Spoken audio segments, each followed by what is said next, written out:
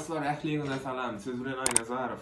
Dostlar, bugünkü videomuzda uzun pasport bilen viza alyp bolýan şu barada gepleşelim dostlar. Sebäbi kän soraýaňyz, uzun pasport bilen Türkiýede viza alyp bolýarmy, Azerbaýjanda viza alyp bolýarmy diýip. Dostlar, uzun bolsa pasportuňyz häzirki gün Türkmenistana ýollaryň açylanyny sebäpli häzirki gün uzun pasportda Ýewropa viza alyp bolmaýar. Ýewropa we beýleki ýurtlara viza alyp bolmaýar. Şonuň üçin häzir ýollar açyk wagty pasportuňyzyň soragy dolan bolsa onda Türkmenistan'a gidip çalışıp gelip ondan sonra viza alıp bilersiniz dostlar. Ýöne şeýle bir zat we egerde pasportuňyz uzaldylan ýöne öz soragynyň ýani öz möhletiniň dolmagyny meselem 1 ýyl wagty bar bolsa onda size viza berip bilerler ýöne onuň öz möhleti dolan bolsa ýani zagran pasportuň öz möhleti dolan bolsa hiç ýyl ýa-da ýani viza bermeýärler ýani. Sebäbi her bir zagran pasportda çip bar dostlar. Siz eşitdiňiz şo çip meselem zagran pasportuňyz 5 ýyllyk berilen olsa şol çip 5 ýyllyk ýani işleýär. Soň 5 ýyldan soň işlemesin beselýär. Şonuň üçin köp ýerler uzaldylan bolsa ýani uzal soragym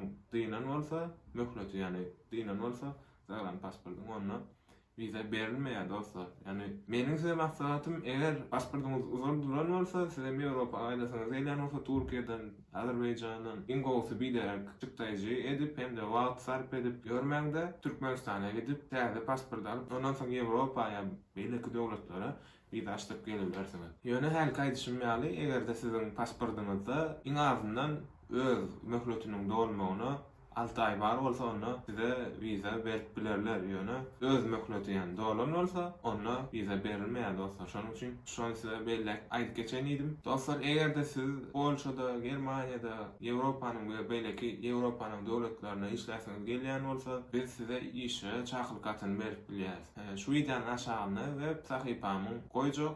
Egerde size çakylykatı gerek bolsa Polşadan onda web sahypama girip dolu maglumatlary alyp bilersiniz dostlar. Dostlar, şunun bilen hoşlaşýas. Hoş, sag bolun.